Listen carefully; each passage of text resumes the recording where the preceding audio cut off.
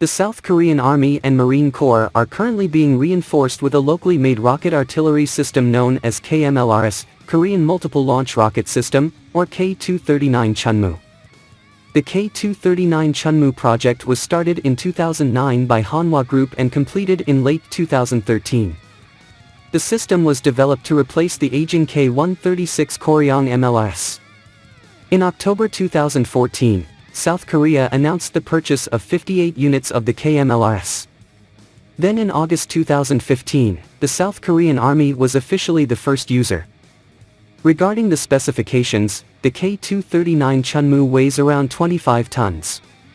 It is 9 meters long, 2.5 meters wide and 3 meters high. To operate it requires a crew of 3.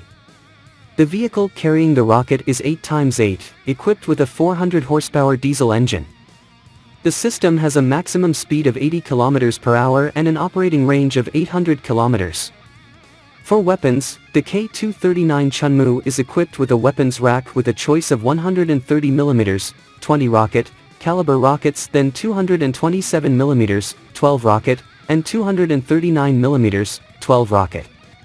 Its effective firing range is 36 km with 130mm rockets, 45 km for 227mm rockets, and 80 km with 239mm guided rockets.